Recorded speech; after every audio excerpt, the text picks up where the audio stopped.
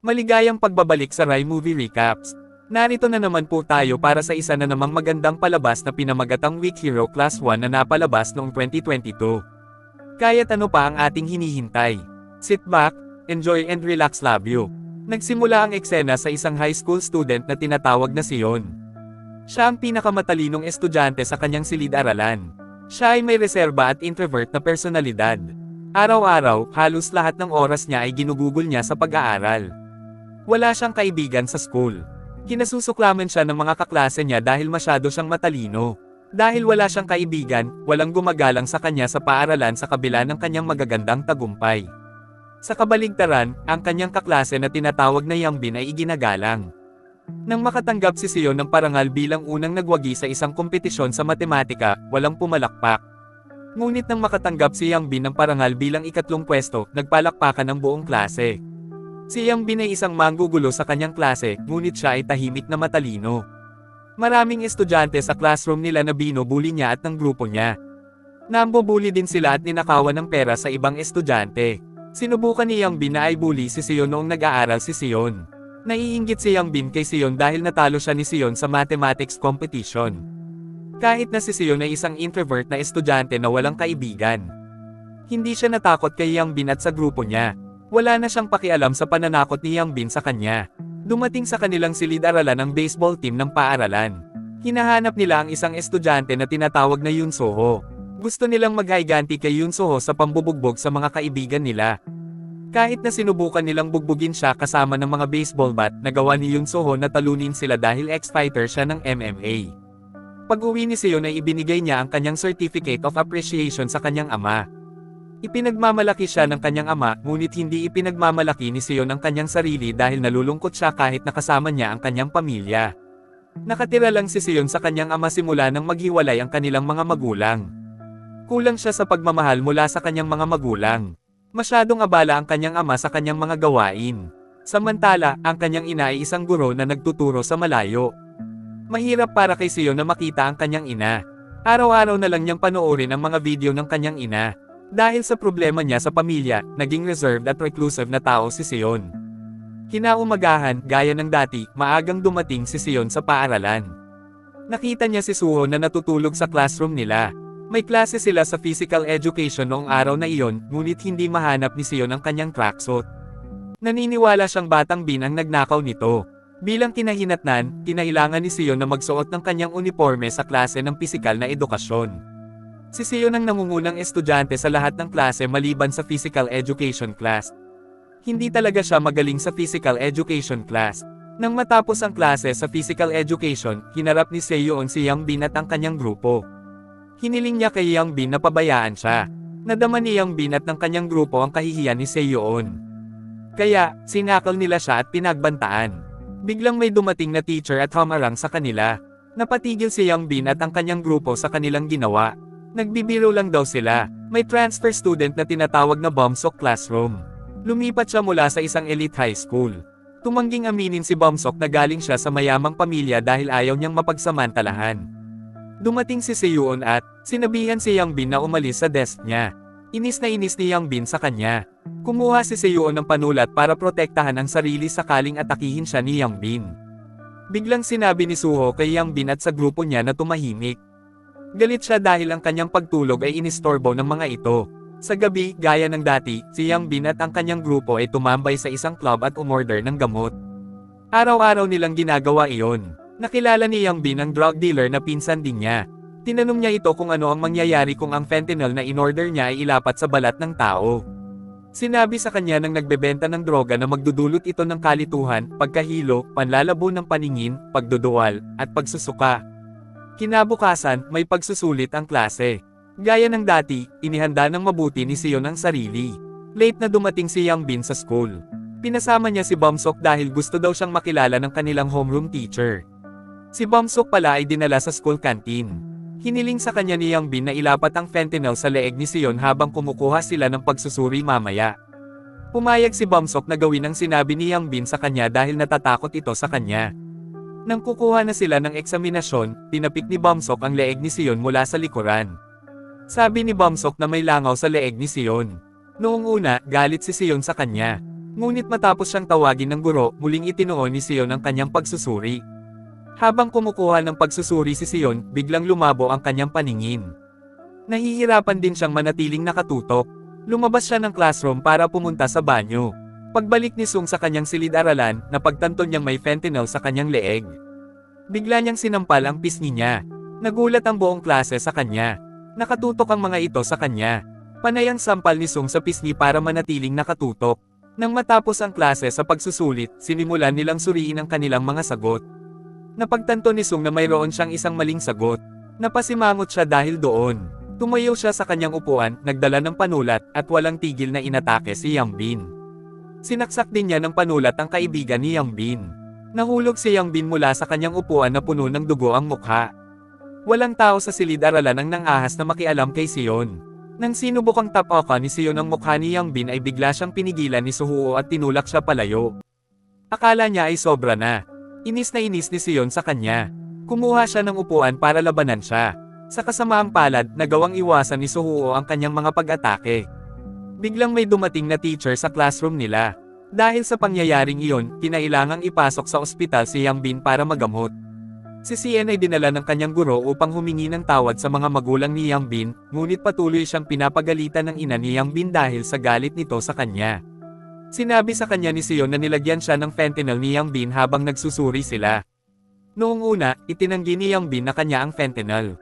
Ngunit pinatunayan ni Sion ang kanyang sinabi sa pamamagitan ng paghalungkat sa bag ni Yang Bin.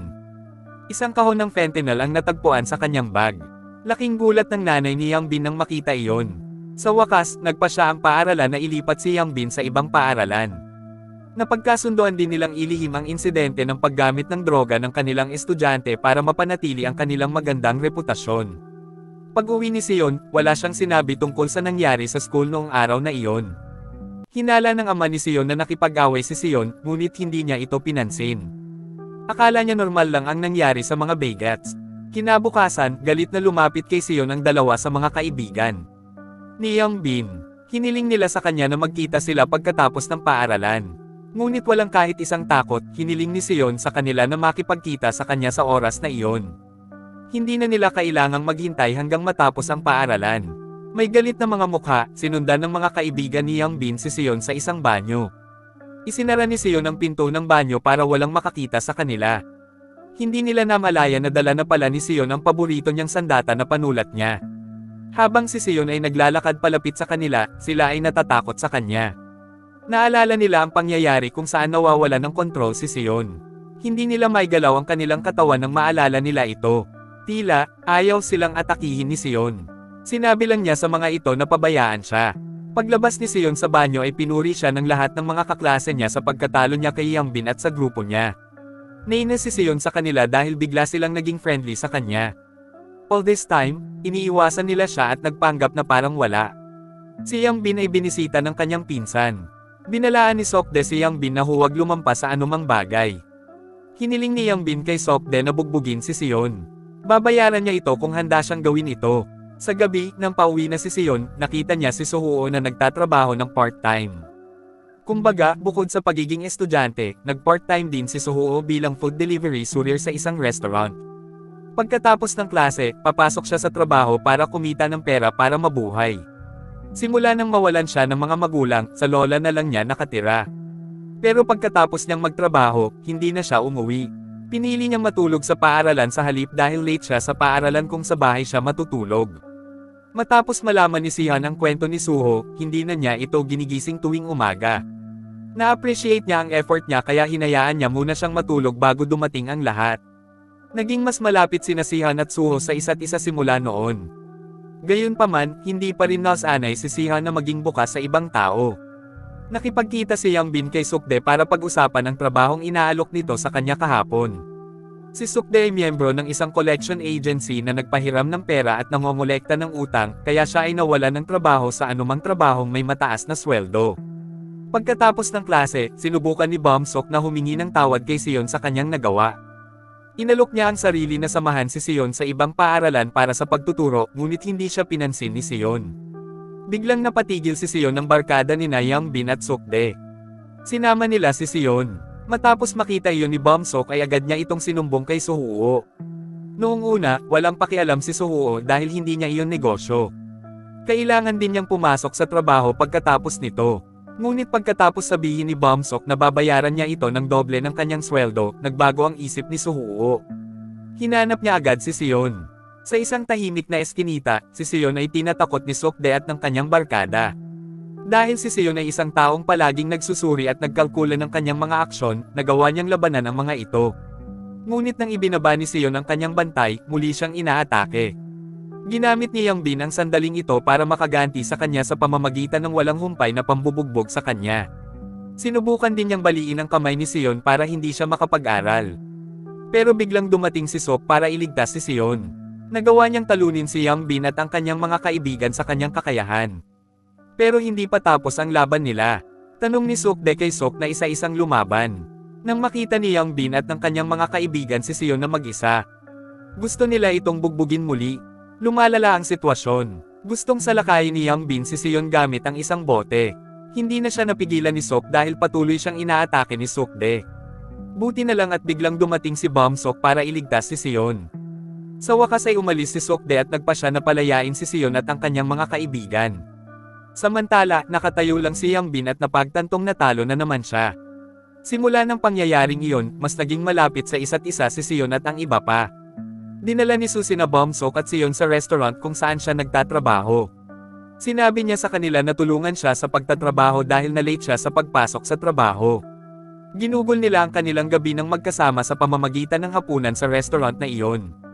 Pero gaya ng dati, hindi pa rin nasanay si Sion na makipag-usap sa mga tao. Galit ang amo ni Sokde na tinawag na Gilso dahil sa pangyayari. Hindi niya nagustuhan kung kumuha ng ibang trabaho si Sokde.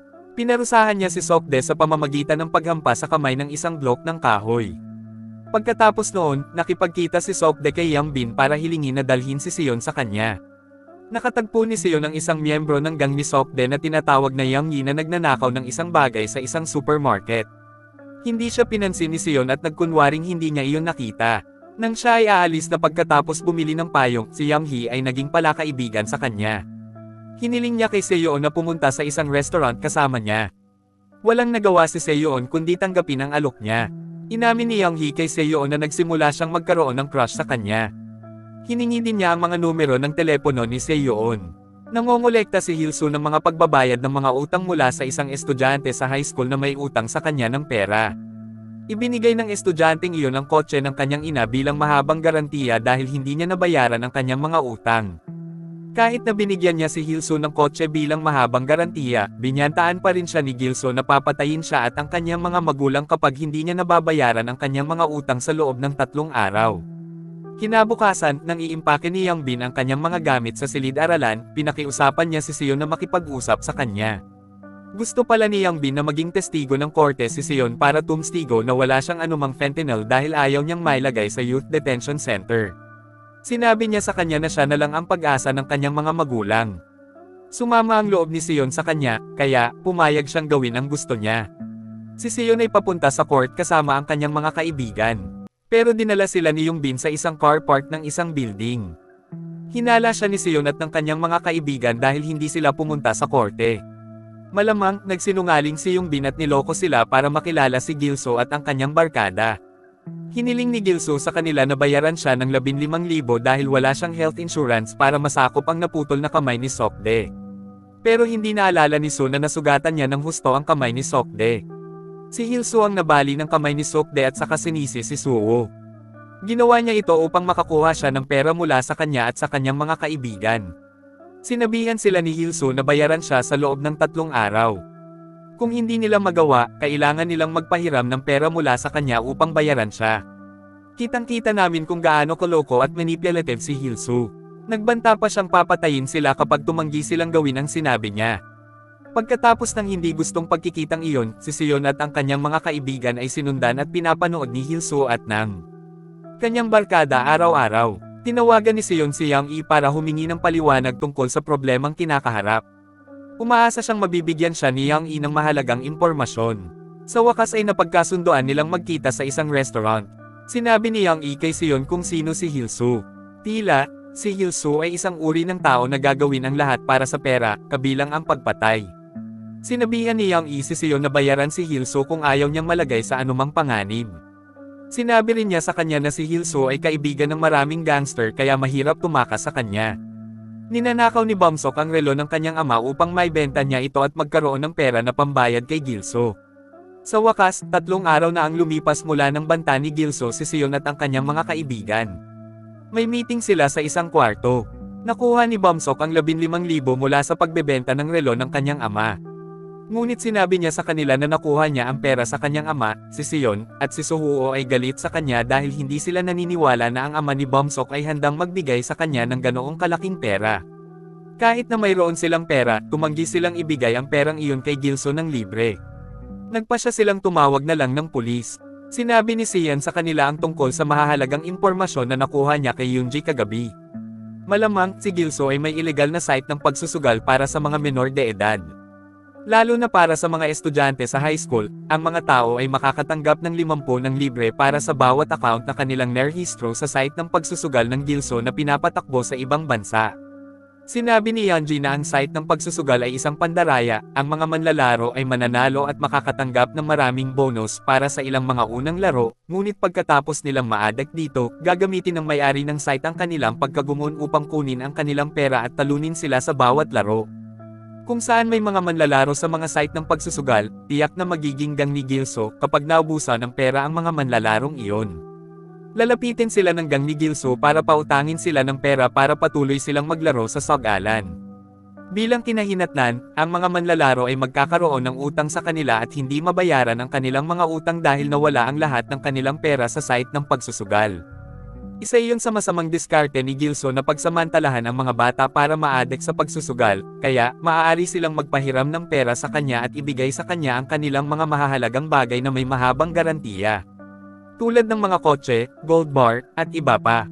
Sinabi rin ni Yang Hee kay Sin na inilagay ni Gilso ang kanyang mga mahahalagang bagay tulad ng mga transaksyon, droga, at iba pa, sa isang straw box.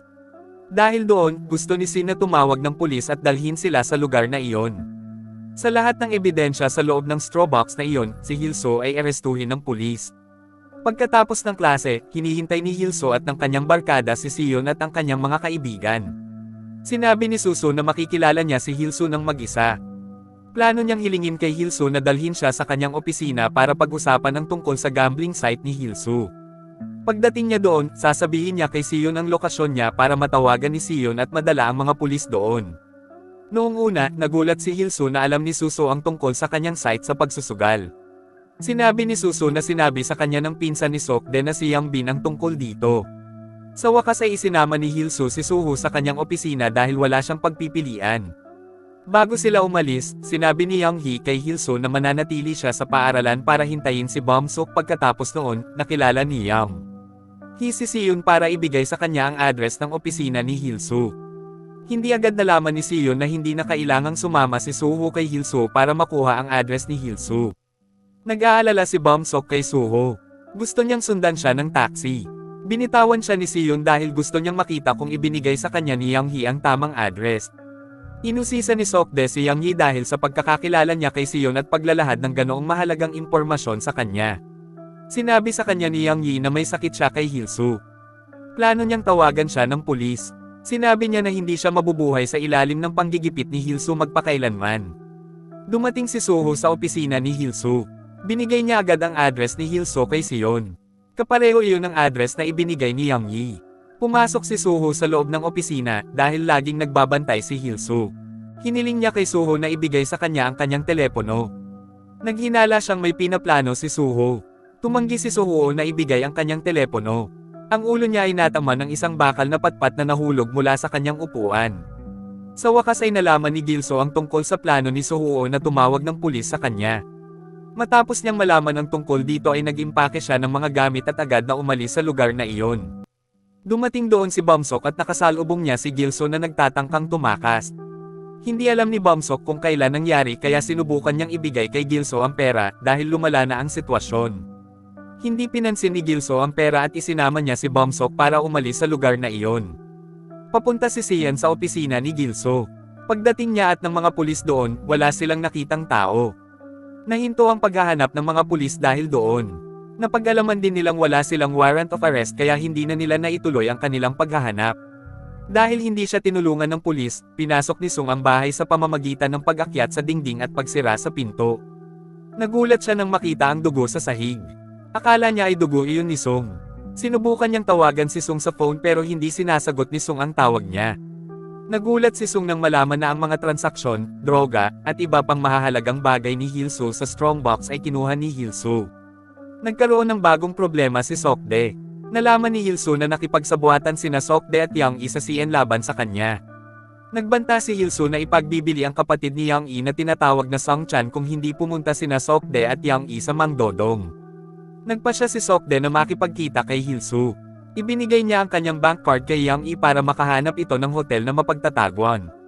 Ngunit ayaw ni Yang-i na makilala ni Sok-dae si Hil-soo ng mag-isa. Gusto niyang sumama sa kanya. Hiniling niya kay Seon na mag-download ng application na nagbibigay daan sa kanya na magbahagi ng lokasyon, kaya masusubaybayan ni Seon ang lokasyon ni Sok-dae at Yang-i. Si Hil-soo at ang kanyang barkada ay naghihintay kina Sok-dae at Yang-i, tila kinuha nila si Bum-sok at Soho bilang kanilang mga hostage. Si Seon ay patungo sa kinaroroonan ni Yang-i. Dahil nalaman ni Hil-soo ang tungkol sa sabuatan ni Yang-i, hinamon ni Sok-dae si Hil-soo para makipag-away. Ngunit dahil nabali pa rin ang kamay ni Sok-dae, nahirapan siyang labanan si Hil-soo, walang humpay siyang inatake ni Hil-soo. Hindi na natulungan ng batang Hee si Sok-dae dahil dinakip siya ng barkada ni Hil-soo. Gustong patayin ni Hil-soo si Soho at Bum-sok, ngunit biglang bumangon si Sok-dae at inatake siya. Kahit medyo nahirapan siya, nilabanan pa rin niya si Sok-dae. Natalo siya ni Hil-soo na gumamit ng kutsilyo para salakayin siya.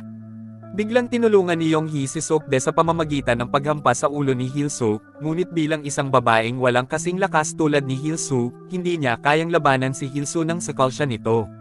Sa kabutihang palad, narinig ang tunog ng sirena mula sa sasakyan ng pulis. Mabilis na tumakas si Hil-soo at ang kanyang barkada. Dumating si Seon at sinabihan si Hil-soo na sumuko dahil pinalibutan sila ng mga pulis. Bumalik si Hil-soo at ang kanyang barkada matapos tulungan ni Seon sina Bum-sok at Soho na makatakas. Ang tunog pala ng siren ay galing lang sa telepono. Nag-away hanggang ni Hil-soo at ang grupo ni Seon. Tatakas na sana sina Sok-dae at Yang-i mula sa lugar na iyon nang may makita silang ilang pulis na dumating doon. Si Seon pala, ginamit ang siren sound audio para linlangan si Hil-soo at ang kanyang barkada, kaya iisipin nilang hindi darating ang mga pulis. Sinubukan ng isang pulis na arestuhin si Hil-soo at ang kanyang barkada gamit ang kanyang baril, habang hinahabol ng isa pang pulis sina Sok-dae at Yang-i. Sa kasamaang palad, nakatakas si Hil-soo sa kanila, hinabol ni Seon si Hil-soo mag-isa. Hinahabol ni Seon si Gil-soo hanggang sa matagpuan niya ito. Nag-away sila. Sa kabila ng walang kasing lakas si Seon gaya ni Gil-soo, ang kanyang pagtatangka na labanan si Gil-soo ay nagawang makapagpabagal kay Gil-soo. Biglang dumating si Suho at iniligtas si Seon. Nag-away sina Suho at Gil-soo. Sa kabila ng MMA fighter ni Suho, medyo nahirapan siyang labanan si Gil-soo ng mag-isa. Nagtagumpay sina Seon at Suho na talunin si Gil-soo. Sa wakas ay nahuli na rin nila ang kriminal na nanunumbat sa maraming estudyante. Isinuko ni Sok-dae ang sarili sa pulis. Sinabi niya kay Yang-hee at Song-chan na tumakas. Ang kasong kriminal na ito ay hahawakan ng isang abogado na nagkataong katulong ng ama ni Bum-sok. Sinabi ng abogadong iyon na hindi niya pag-usapan ang tungkol sa kasong ito sa mga magulang ni Seon, ngunit sasabihin niya ito sa ama ni Bum-sok. Dahil si Bum-sok ay nagmula sa lubos na iginagalang at mayamang pamilya, sinumang nanakit sa kanya ay tatanggap ng mabigat na parusa. Hiniling ng abogado kay Bum-sok na bugbugin si Hil-soo ayon sa gusto niya. Wala siyang pakialam kung nasa police station sila. Hindi gustong bugbugin ni Bum-sok si Hil-soo. Kinukutya siya ni Hil-soo sa pagsasabing siya ang pinakamahina sa kanyang mga kaibigan. Sinabi sa kanya ni Hil-soo na hindi siya tinuturing ni Soho at Seon bilang kanilang kaibigan. Lumabas si Seon sa police station at nakita si Yang-hee na naghihintay sa kanya sa labas. Gusto ni Yang-hee na humingi ng tawad sa kanya at kay Suho. Pumunta sila sa ospital para bisitahin si Suho. Sinabi ni Seon kay Suho na gustong ilihim ng ama ni Bum-sok ang kaso. Parang gustong humawak ng kaso ng tatay ni Bum-sok na parang sila ang nakahuli kay Hil-soo at sa barkada nito. Hindi iyon pinansin ni Seon. Ang mahalaga sa kanya ay naaresto si Hil-soo at ang kanyang barkada. At saka, ang ama ni Bum-sok ay nagbayad ng mga gastos sa ospital ni Suho, tila. Ang ama ni Bum-sok ay isang miyembro ng parliament na tinawag na Jin-won. Siya ay isang lubos na iginagalang na tao. Bilang kanyang paghingi ng tawad, inalok ni Young-hee ang kanyang sarili na samahan si Suho sa ospital. Maaari siyang matulog sa isang bakanteng kama. Sinabi ni Young-hee na nagda-date sila ni Seon. Pag-uwi ni Seon, nakaramdam na naman siya ng kalungkutan. Walang nagtanong kung nasaan siya. Nagpasya siyang bumalik sa ospital. Dala rin niya ang paboritong pagkain ni Suho. Nagulat si Suho dahil inalagaan siya ni Seon sa kabila ng kanyang malamig na personalidad. Sa bahay ni Bomsok, pinagalitan ng ama ni Bomsok si Bomsok dahil nasangkot siya sa mga pulis. Hindi niya ito nagustuhan dahil maaaring masira ang kanyang magandang reputasyon. Pagkatapos, pinarusahan niya si Bomsok sa pamamagitan ng paghampas sa kanya ng golf stick. Hinangaan ng mga kaskwela ni Seon si Seon at ang kanyang mga kaibigan dahil nahuli nila si Gilso at ang kanyang barkada. Simula ng pangyayaring iyon, mas naging malapit sa isa't isa si Seon at ang kanyang mga kaibigan. Gusto nilang mag-hangout together. Sinabi ni Seon kay Bomsok na naging kaibigan nila si Yoonji at tumira sa bahay ni Suho. Sabi ni Suho, yayain niya si Yoonji na tumambay sa kanila. Pakiramdam ni Bomsok ay hindi siya pinansin dahil sa presensya ni Yoonji. Pakiramdam niya ay hindi siya kasama sa grupo. Nagalit siya nang malaman niyang hindi siya sinundan ni Suho sa Instagram. Sinundan pa ni Suho si Yoonji kahit isang gabi pa lang silang magkakilala. Simula nang sumali si Yoonji sa grupo nila, mas nakausap ni Suho si Yoonji kaysa kay Bomsok. Naramdaman ni Bomsok na nagkunwari si Yoonji na wala siya. Dahil doon, hindi na-enjoy ni Bomsok ang kanilang pagsasama. Nang pumunta sila sa isang karaoke bar, mas naging malungkot si Bomsok, kaya lumabas siya ng kanilang kwarto para bumili ng inumin para i-refresh ang sarili. Nakatagpo siya ng ilang mga bata na nang-aapi sa kanya mula sa dati niyang paaralan. Nagtago siya sa kanila dahil wala siyang gustong gawin sa kanila. Pagbalik niya sa kwarto nila, inilabas niya ang galit niya kay Yoonji dahil sinagot ni Yoonji ang tawag ng mga bully niya. Lalong hindi nagustuhan ni Bomsok si Yoonji, lalo na noong naramdaman niya mas pinili ni Suho na kampihan si Yoonji kaysa sa kanya. Dumating sa kwarto nila ang mga bully niya. Naabala sila sa pagiging unfriendly ni Seon kaya pinili nilang umalis at tawagan si Bomsok sa ibang pagkakataon. Hindi alam ni Seon kung sino sila dahil walang sinabi sa kanya si Bomsok tungkol sa kanila. Kinabukasan, natutulog si Bomsok sa silid-aralan. Naistorbo siya sa ingay ng ilang estudyante sa classroom niya. Sinabihan niya silang tumahimik pero pinagtawanan siya ng mga estudyanteng iyon. Nakaramdam ng hiya si Bomsok sa kanila, kaya galit siyang lumapit sa kanila. Lalong nagalit siya sa mga ito pagkatapos nilang sabihin na naging conceited si Bomsok simula nang sumali siya sa grupo ni Seon at Suho. Sinubukan siyang pakalmayan ni Seon at Suho. Nagulat si Suho nang hilingin sa kanya ni Bomsok na itigil ang paghawak sa kanya. Simula ng insidenteng iyon, naging unstable ang mental state ni Bomsok. Natakot din siya sa mga bully niya na patuloy na tumatawag sa kanya sa telepono. Naglaktawan siya ng mga klase ng ilang araw at hindi sinabi sa sino man ang tungkol sa kanyang kalagayan. Nagpa siya sina Seon at Suho na bisitahin ang bahay ni Bomsok para tingnan siya. Namangha sila sa engranding marangyang bahay ni Bomsok. Kumpirmadong totoo ang chismis na mayaman ang mga magulang ni Bomsok. Sinabi sa kanila ni Bomsok na hindi siya biological na anak ng kanilang mga magulang, tila. Inampon si Bomsok nang maging politiko ang kanyang ama. Sinabi sa kanila ni Bomsok kung bakit siya nawala at lumaktaw sa mga klase ng ilang araw, mula nang makaharap niya ang mga bully niya sa dati niyang paaralan. Ang mga bullies na iyon ay patuloy na tumatawag sa kanya sa telepono at humihiling sa kanya na makipagkita sa kanila. Napasimangot siya dahil doon. Naranasan pa niyang mag-flashback ang nakaraan niyang traumatic incident kapag araw-araw siyang binubugbog ng mga bully niya. Isa rin ito sa mga dahilan kung bakit lumipat si Bomsok sa dati niyang paaralan. Matapos marinig ni Sugo ang tungkol sa kwento ni Bomsok, sinabihan niya si Bomsok na tawagan ang kanyang mga bully. Gusto niyang pagsisihan nila ang kanilang ginawa at humingi ng tawad kay Bomsok. Sina Suho at si Hen ay sumama kay Bomsok upang makipagkita sa mga bully ni Bomsok sa isang karaoke bar. Sa buong lakas ng loob, pumasok si Bomsok sa kanilang silid at hiniling sa kanila na humingi ng tawad sa kanya. Pinagtawanan siya ng mga bully ni Bomsok matapos nilang marinig ang sinabi niya. Tumanggi pa silang aminin ang kanilang ginawa sa kanya. Nagkunwari silang maganda ang relasyon nila ni Bomsok. Ngunit matapos silang pagbabantaan ni Suho, sa wakas ay humingi sila ng tawad at pinagsisihan ang kanilang ginawang kalahating puso. Biglang sinampal ni Bomsok ang isa sa kanila. Naprovoke sila sa sampal na iyon. Nawala sa kontrol si Bomsok. Kumuha siya ng microphone at sinubukang hampasin sila nito. Nang makita siya ni Suho ay agad niya itong pinigilan dahil pumunta sila sa lugar na iyon para humingi ng tawad kay Bomsok at hindi para maghayganti sa kanila. Nagulat ang Mga bully ni Bumsok nang makitang nawala ng kontrol si Bumsok. Siang told them to stop calling Bumsok from now on. Nag-away sina Bumsok at Su dahil hindi nagustuhan ni Bumsok na pinigilan siya ni Su na maghiganti sa kanyang mga nananakot. Sinabi rin ni Bumsok kay Suho na galit siya sa kanya dahil pakiramdam niya ay tinatrato siya bilang subordinate ni Suho. Pakiramdam niya ay hindi siya tinuturing ni Suho bilang isang kaibigan dahil palagi siyang inuutusan ni Suho. Hindi sumang-ayon si Suho sa sinabi ni Bumsok dahil palagi silang magkakaibigan sa lahat ng oras na ito. Ilang beses na rin daw niyang tinulungan si Bumsok. Nagalit si Suho nang sabihin ni Bumsok na babayaran niya ang lahat ng ginawa niya para sa kanya. Pumagit na si Sion sa kanilang dalawa at hinayaan si Bumsok. Hindi naman galit si Bumsok kay Sion, hindi ito nagalit sa kanya at palaging nirerespeto. Sa wakas, nagpasya siyang umuwi mag-isa. Lumalabas, patuloy pa rin siyang tinatawagan ng kanyang mga maton sa telepono at sinusubukang hanapin kung nasaan siya. Sa kanyang pag-uwi, nakasalubong ni Bumsok ang grupo ni na Jungchan at Taehyun. Kasabay nito, natagpuan ng kanyang mga bully kung nasaan siya. Sa kabutihang palad, pinili ni Jungchan at ng kanyang grupo na pagnakawan ang mga bully na iyon sa halip na si Bumsok dahil alam nilang mga estudyante ng elite high school ang mga bully na iyon.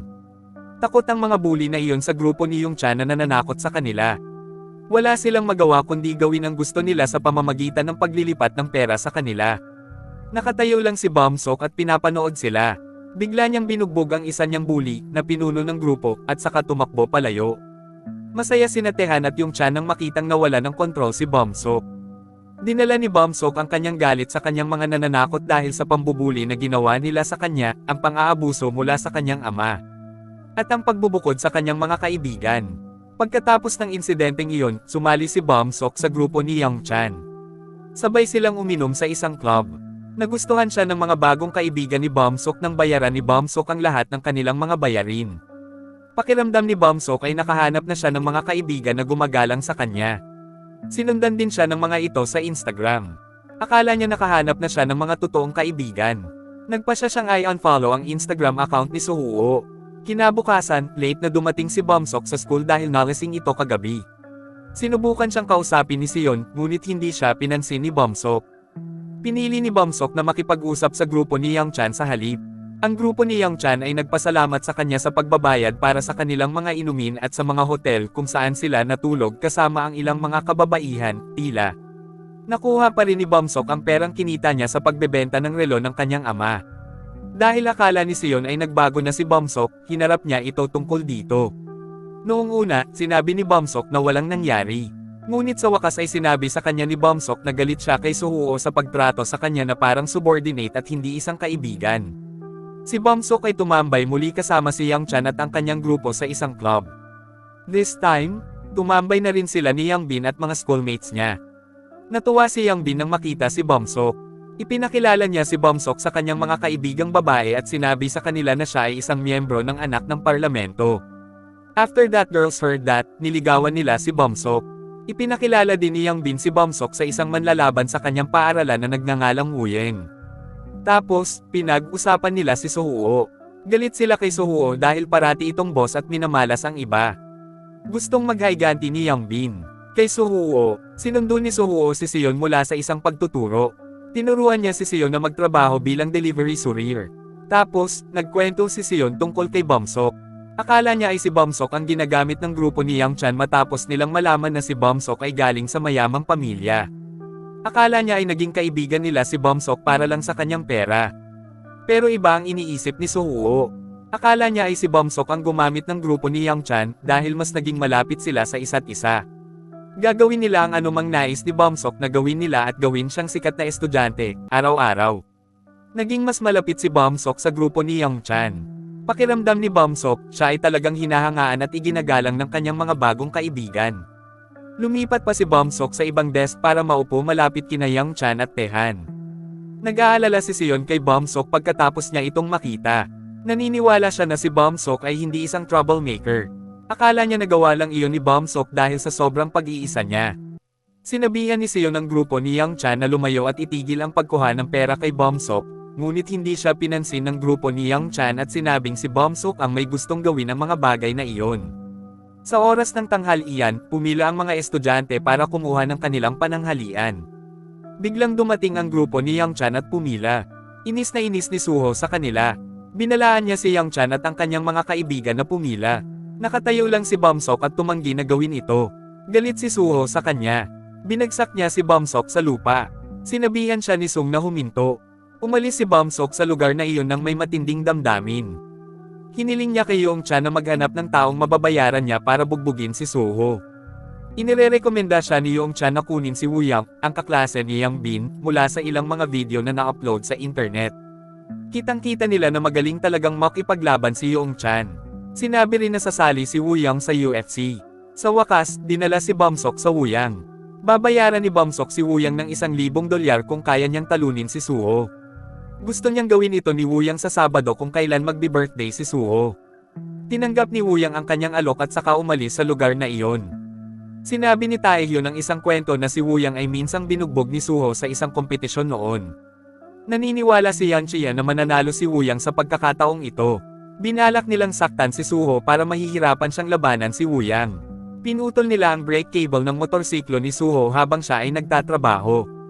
Gaya ng inaasahan nila, hindi nakasakay ng maayos si Suho sa kanyang motorsiklo na sa wakas ay naaksidente siya. Mula sa aksidenteng iyon, kinailangan ni Suho na maglakad ng malapit dahil nasugatan ang kanyang binti. Naniwala si Suho na si Bumsok ang may gawa nito, pero wala siyang sinabi kay Sion. Ngayon ay Sabado, nakaarawan din ni Suho. Inihanda ni na Sion at Yoonji ang lahat para sorpresahin si Suho. Sinubukan ni Bumsok na tawagan si Suho sa telepono para hilingin na makipagkita sa kanya. Pero hindi sinagot ni Suho ang tawag niya. Nagpadala ng ilang mensahe si Bumsok kay Yoonji. Gusto raw niyang makilala si Yoonji para bigyan ng birthday gift si Suho. Sinabihan ni Bumsok si Yoonji na huwag sabihin ito kahit kanino dahil gusto niyang sorpresahin si Suho. Hindi sinabi ni Yoonji kina Sion at Suho na lumabas muna siya para makipagkita kay Bumsok. Naging mabait si Bumsok sa kanya. Pero bigla siyang napangiti dahil natuloy ang plano niya. Binalak niyang kunin si Yang Hee bilang isang hostage para salubungin siya ni Suho. Hinihintay ni na Sion at Suho si Yang Hee na hindi pa rin bumabalik. Hindi. Sinasadyang nakita ni Sion ang telepono ni Suho kung saan nakatanggap siya ng ilang mensahe mula kay Bumsok. Nagpadala si Bumsok ng address para pumunta si Suho at makipagkita sa kanya. Sinabi rin niya na kinuha niya si Yang Hee bilang kanyang bihag. Napagtanto ni Sion na si Yang Hee ay nakulong ni Bumsok. Sinagot ni Sion ang mga mensahe ni Bumsok sa pagsasabing pupunta siya doon. Pagkatapos noon, binura niya ang chat at sinabihan si Suho na lalabas siya. Ayaw niyang malaman ni Suho ang tungkol dito. Dumating si Kan sa kinaroroonan ng Bumsok na mag-isa na may hawak na wrench. Nagulat ang lahat nang makita si Kan sa halip na si Suho. Matapos mahanap ni Kan si Yang Hee, hiniling niya sa kanya na tumakas kaagad kasama niya. Inaway ni Kan si Sean at ang kanyang mga kaibigan gamit ang wrench na dala niya. Samantala, tumawag ng pulis si Yang Hee. Natuwa si Yong Bin nang makita si Sion dahil gusto niyang maghiganti sa kanya. Ngunit hindi pa rin niya nagawang talunin si Sion. Si Sion ay kumuha ng isang crowbar at gustong labanan silang lahat dito. Pero biglang dumating si Wien at inatake si Sion. Hindi nagawang labanan ni Sion si Wien kahit may crowbar siya. Gusto ni Yong Bin na gamitin ang sandaling ito para salakayin si Sion. Sinubukan siyang pigilan ni Bumsok at sinabing walang kinalaman si Sion sa kanila. Sinabi ni Bumsok na hindi siya nagtanim ng sama ng loob kay Sion. Walang pakialam si Yang Bin sa kanyang sinabi dahil hindi lang ito tungkol kay Suho, kundi pati na rin sa kanyang mga personal na hinanakit para kay Sion. Maya-maya, si Sion na kanina pa nakahiga sa lupa ay walang humpay na binugbog ni Yang Bin. Sumama kay Yang Bin ang mga kaibigan ni Yang Bin para salakayin siya. Masyadong masakit para kay Bumsok na panoorin ito kaya umalis siya sa lugar na iyon. Hiniling ni Woo Yang kay Bumsok na i-reschedule ang meeting nila ni Suho. Hiniling din niya sa kanya na ilipat ang pera sa kanya dahil natalo niya ang isang tao. Hindi man lang siya hiniling ni Bumsok na bugbugin si Sion. Ang tunog ng sirena mula sa sasakyan ng pulis ay narinig. Lahat sila ay agad na tumakbo palayo sa lugar na iyon, maliban kay Sion na mahinang nakahandusay sa lupa. Namalaya na lang ni Sun na nakatulog na pala siya. Nalaman niyang hindi pa rin bumabalik ang kanyang mga kaibigan sa kanyang birthday party. Si Sion ay dinala sa isang ambulansya ng pulis na dumating sa lugar na iyon. Sinabi ni Yoonji sa pulis ang nangyari. Biglang nagising si Sion mula sa kanyang pagkakatulog. Sinabi niya sa pulis na mag-isa lang siya at aksidente lang ang nangyari. Sinabihan din niya si Yoonji na huwag sabihin kay Suho ang tungkol sa pangyayaring ito. Tinawagan ni Sion si Bumsok sa telepono para bigyan ng babala na tigilan na niya ang kanyang ginagawa. Kinailangang ma-ospital si Seon dahil sa pangyayaring iyon. Naalala niya noong bata pa lang siya nag-away ang kanyang ama at ang kanyang ina. Tila, ayaw ng kanyang ama si Seon sa kanyang buhay. Galit sa kanya si Seon nang malaman niya ang tungkol dito. Mula noon ay hindi na niya gusto ang kanyang ama. Hindi pa rin niya ito gusto kahit nakasama niya ang kanyang ama ngayon. Hindi sinabi ni Seon sa kanyang ama ang katotohanan ng pangyayari kagabi. Sinabi na lang niya na nahulog siya sa hagdan. Ngunit alam ng kanyang ama na nakipag-away si Seon sa ibang mga estudyante. Nainis siya sa kanya at pinagalitan siya dahil sa walang ingat na pag-uugali. Bigla siyang natahimik matapos sabihin sa kanya ni Seon ang kanyang nararamdaman. Tanong ni Seon sa kanyang ama simula noong nagmalasakit ito sa kanya.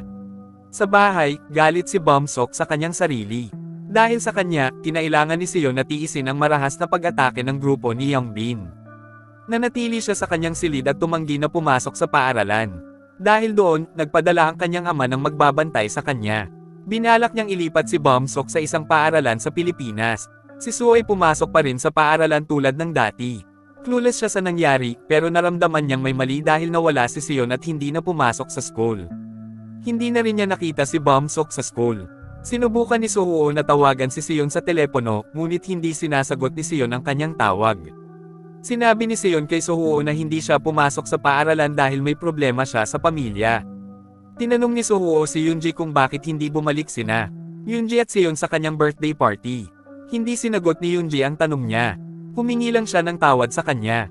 Dumating si Suho sa bahay ni Seon, ngunit walang tao doon. Pauwi na siya habang iniisip kung ano ba talaga ang nangyayari. Sa wakas, tinanong ni Suho sina Youngchan at Taehan kung nasaan si Bumsok dahil wala siyang pagpipilian. Sinabi nila sa kanya na hindi nila alam kung nasaan si Bumsok dahil hindi nila siya makontak. Sinabi ni Soo na gusto niyang bigyan siya ni Bumsok ng pera para ayusin ang kanyang motorsiklo na nasira ni Bumsok. Nagulat sila na alam ni Soo na si Bumsok ang nakasira dito. Kaya, tinanong nila siya kung paano niya nalaman ang tungkol doon. Pinag-uusapan ng grupo ni Youngchan ang tungkol kay Seon na hindi pumasok sa paaralan dahil sa ginawa nila noong gabing iyon. Narinig ni Soo ang usapan nila. Sa wakas, binugbog sila ni Soo at hiniling na sabihin sa kanya ang nangyari kay Seon ng gabing iyon. Dahil hindi na kinaya ng batang si Seon ang kanyang pambubugbog. Sinabi niya kay Soo kung sino ang lahat tungkol sa nangyari noong gabing iyon matapos malaman ni Soo ang tungkol dito, binisita niya ulit si Younggi para itanong kung saan na hospital si Kan. Sinabi sa kanya ni Younggi na uuwi si Kan ngayong gabi. Si Soo na pumunta sa bahay ni Kan, natutuwa siyang makita si Kan. Hindi niya sinabi kay Kan na alam niya ang nangyari kay Kan. Tinamaan ni Kan ang sugatang kamay mula kay Suho. Dumating si Suho sa bahay ni Kan para sabihin sa kanya na magkakaroon sila ng pagsusulit sa isang araw. Kaya umaasa siyang makakapag-aral si Kan. Nakatanggap si Bumsok ng panibagong parusa mula sa kanyang ama. Galit na galit ang kanyang ama sa ginawa ni Bumsok. Nahihiya siya sa kanya. Hiniling niya kay Bumsok na huwag sabihin sa publiko na siya ang kanyang ama. Dahil sapat na si Bumsok, nagpasya siyang umalis sa kanyang bahay ng gabing iyon. Sinubukan siyang pigilan ng kanyang assistant ngunit hindi siya pinansin ni Bumsok. Tumakas si Bumsok palayo sa bahay gamit ang taxi. Kinuna ng katulong ng kanyang katulong ang kanyang taxi para masubaybayan niya ito. Sa taxi, nalaman ni Bumsok na ilang beses na siyang tinawagan ng kanyang mga kaibigan sa telepono. Nakatanggap siya ng ilang mensahe mula kay Suho na kasama ni Youngbin Suho na pinaparusahan si Youngbin. Tinanong din niya kung nasaan si Bumsok. Sinabi sa kanya ni Youngbin na hindi niya alam. Biglang nakatanggap si Suho ng tawag sa telepono mula kay Bumsok na nagtanong sa kanya na makipagkita sa kanya sa isang gym. Tinawagan din ni Bumsok si Wang sa telepono para hilingin sa kanya na ihanda ang sarili dahil lalabanan niya ang Susin. Dumating si Suho para makipagkita kay Bumsok sa gym. Nakita niya si Youngchun, Taehyun, Bumsok, at iba pa doon. Malamang pumunta doon si Suho para humingi ng tawad kay Bumsok. Sinabi niya kay Bumsok na dapat ilabas ni Bumsok ang kanyang galit sa kanya at hindi sa ibang mga inosenteng tao. Tinanggihan ni Bumsok ang kanyang paghingi ng tawad. Nagalit si Suho sa kanya dahil dito. Pagkatapos nun, tinawagan ni Wuyang si Suho. Hiniling niya sa kanya na pumasok sa boxing ring at makipag-away sa kanya. Nagulat si Suho nang makita si Wuyang doon. Nagkita na sila noon sa isang kompetisyon kung saan natalo si Wuyang ni Suho.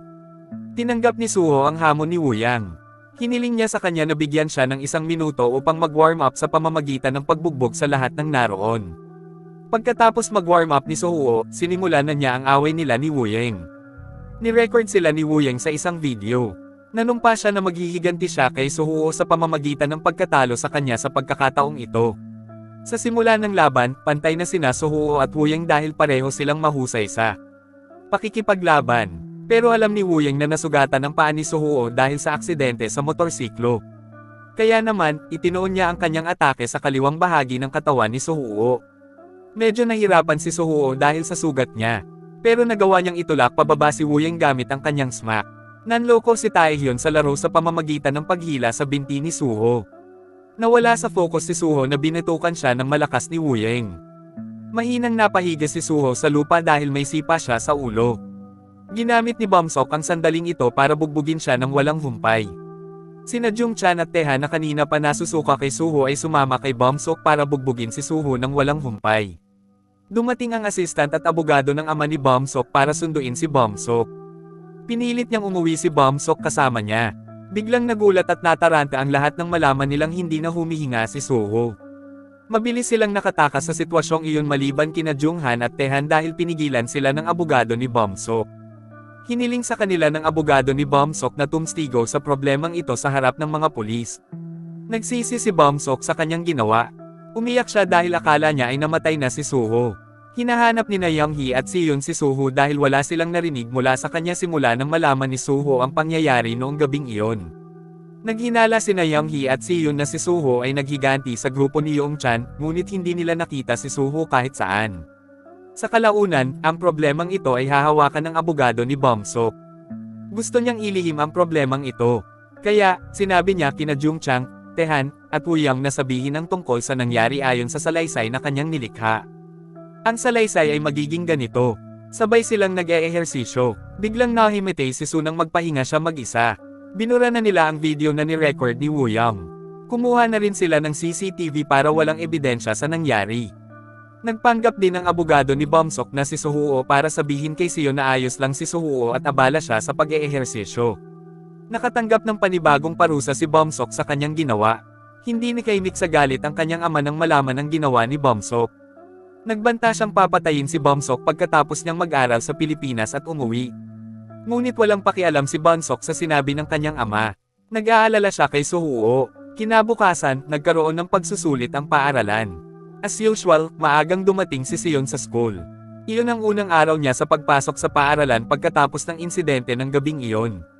Nag-aalala siya kay Suho dahil wala siyang narinig mula sa kanya. Hindi man lang pumasok sa school si Suho noong araw na iyon. Si Siyun ay hindi nakatutok habang siya ay kumukuha ng kanyang pagsusuri. Bilang kinahinatnan, marami siyang maling sagot. Ngunit hindi nag-alala si Siyun tungkol dito sa pagkakataong ito. Mas nag-aalala siya kay Suho kaysa sa pag-aalala niya sa kanyang pagsusuri. Pagkatapos niyang kunin ang kanyang pagsusuri, nakatanggap siya ng balita mula kay Young-hee. Sinabi niya sa kanya na si Suho ay na-hospital. Naiyak siya nang sabihin niyang kritikal ang kalagayan ni Suho dahil nakoma ito. Malamang, hindi pa namatay si Suho. Akala ni Young Chan ay namatay na siya dahil natarante siya ng gabing iyon. Nakoma lang si Suho, kaya na-admit siya sa ospital para magamot. Matapos malaman ni Siyun ang tungkol doon, umalis siya sa kanyang paaralan at dumiretso sa ospital para bisitahin si Suho. Ang lola lang ni Suho ang nasa kwarto ni Suho. Nalungkot siya dahil hindi pa nagigising si Suho. Nagsimulang umiyak si Siyun nang makita ang matalik na kaibigan na mahihinang nakahiga sa kama. Si Bumsok ay nananatili sa kanyang silid. Ang kanyang abogado ay dumating upang sabihin sa kanya na si Suho ay hindi namatay, ngunit nahulog lamang sa isang koma. May pag-asa pa na mailigtas si Suho. Hiniling ng abogado ni Bumsok kay Bumsok na ilihim ang pangyayari noong gabing iyon o papatayin nila si Suho. Kailangan nilang gawin iyon para mapanatili ang mabuting reputasyon ng ama ni Bumsok bilang miyembro ng parliament. Kinabukasan, pumasok si Siyun sa Jisung High School. Bagong high school iyon ni Yang Bin. Pumunta siya sa school na iyon para hanapin si Yang Bin. Pagdating ni Yang Bin sa classroom niya, biglang dumating si Siyun at inatake siya ng paulit-ulit na paghampas ng ulo niya sa desk niya. Sinaksak din niya ng panulat ang balikat ni Yang Bin. Tinanong ni Siyun si Yang Bin tungkol sa nangyari noong gabing iyon. Tinanong niya kung si Bumsok ba ang may gawa nito. Sinabi ni Yang Bin na hindi niya alam dahil wala siya doon. Nabali kasi ang mga daliri niya matapos masugitan ni Suho noong gabing iyon. Bago hinanap ni Siyun si Bumsok, sinabi sa kanya ni Yang Bin na konti lang ang alam niya sa nangyari noong gabing iyon pagkatapos niyang manood ng video na ipinadala ni Woo Yang. Nalaman ni Seon ang totoong nangyari sa video na iyon, kahit walang kinalaman si Yang Bin, binugbog pa rin siya ni Seon. Pagkatapos noon, hinahanap ni Seon si Woo-yang, sinubukan niyang bugbugin ito gamit ang bakal sa kamay. Sa kasamaang palad, inaasahan ni Woo-yang ang kanyang paggalaw mula noong siya ay isang manlalaban. Sa wakas ay nag-away sila. Mababa ang tingin ni Woo-yang kay Seon dahil si Seon ay walang kakayahan sa pakikipaglaban. Pinili ni Seon na ipaglaban siya. Naalala niya ang itinuro sa kanya ni So kung nakipag-away siya. Sa kasamaang palad, ang kanyang itinuro ay hindi mabilis na natutunan. Si Seon ay inatake ng paulit-ulit ni Woo-yang. Ngunit sa kanyang katalinuhan, nagawa ni Seon na magkaroon ng mataas na kamay. Ginamit niya ang sintas ng sapatos ni Woo-yang para labanan siya. Nagawa pa niyang iwasan ang smack ni Woo-yang. Sa halip ay hinampes ni Woo-yang ang isang barbell at nasugatan ang kanyang kamay. Ginamit ni Seon ang sandaling ito para tamaan ng barbell ang paa ni Woo-yang. Sinubukan ni Woo-yang na humanap ng dahilan tungkol sa nangyari noong gabing iyon. Ngunit tumanggi si Seon na patawarin siya. Muli niyang binali ng barbell ang paa ni Woo-yang. Si Bumsok at ang kanyang ama ay patungo sa paaralan ni Bumsok upang magpaalam at ipaalam sa kanila na lilipat si Bumsok sa ibang paaralan sa ibang bansa. Pero biglang dumating si Young-hee at pinigilan sila. Hiniling niya kay Bumsok na managot sa ginawa niya kay Suho. Sa halip na humingi ng tawad sa kanya, sinabi ni Bumsok kay Young-hee na ginawa niya iyon dahil dumating si Young-hee sa buhay niya at ng kanyang kaibigan. Masaya at malapit sila noon ng mga kaibigan niya sa isa't isa, ngunit nang dumating si Young-hee sa kanilang buhay, pakiramdam ni Bumsok ay hindi siya kasama sa kanyang grupo. Ang mga guro sa paaralan ni Bumsok ay naghihintay kay Bumsok at sa kanyang ama dahil alam nila kung sino ang ama ni Bumsok. Pagkatapos noon, kumukuha ng eksaminasyon si Bumsok habang ang kanyang ama ay nagkukunwaring nagtatanong tungkol sa estudyanteng nasugatan ng husto. Sinabi ng guro na mayroong isang mag-aaral na malubhang nasugatan. Sinabi nila sa kanya na ang estudyante ay nasugatan dahil siya ay nahimite nang mag-ehersisyo siya sa isang gym. Natuwa ang ama ni Bumsok sa narinig dahil walang nakakaalam na anak niya ang may gawa nito. Habang kumukuha ng eksaminasyon ang lahat, dumating si Seon sa paaralan at kumuha ng fire extinguisher. Pumasok siya sa classroom niya na may uniforme na puno ng dugo. Nagulat ang kanyang mga kaklase at guro nang makita ang kanyang hitsura. Biglang inatake ni Seon si Taehan gamit ang fire extinguisher. Tumingin sa kanya si Bumsok na walang takot. Sinubukan ni Young-chun na tulungan si Taehan ngunit tinamaan ni Seon ng fire extinguisher ang ulo nito. Nawala ng malay si Young-chun, pinagpatuloy ni Seon si Taehan. Pagkatapos niyang maghiganti sa 2 taong iyon, lumapit si Seon kay Bumsok. Nakaramdam ng kawalan ng magawa si Bumsok at nagsisi sa kanyang ginawa. Sinabihan niya si Seon na bugbugin siya ayon sa gusto niya. Ngunit hindi ma-take ni Seon si Bumsok dahil tinuturing pa rin niya itong kaibigan. Sa wakas, napaiyak sila. Iniwan ni Seon si Bumsok sa sahig nang walang kahit isang suntok sa kanya. Lahat ng estudyante sa paaralang iyon ay kinilabutan kay Seon. Sinubukan siyang pigilan ng ilang guro. Inilabas ni Seon ang kanyang galit sa bintana dahil kinasusuklaman niya kung paano pinili ng paaralan na ilihim ang problemang ito. Wala silang nagawa para matulungan ang kaibigan niyang nakoma. Pagkatapos ng insidenteng iyon, bumalik si Seon sa ospital para bisitahin si Suho na nakoma pa. Naisip niya na nagising si Suho mula sa kanyang pagkakoma at sinabi sa kanya na sumobra na siya sa kanyang problema. Pagkatapos, humingi sila ng tawad sa isa't isa dahil nabigo silang alagaan ang kanilang sarili. Sa wakas, nag-aral si Bumsok sa isang paaralan sa Pilipinas. Samantala, si Suho ay nakoma pa, nagpa siya si Yoonji na iwanan sina Seon at Suho dahil napagtanto niyang nasira niya ang kanilang pagkakaibigan.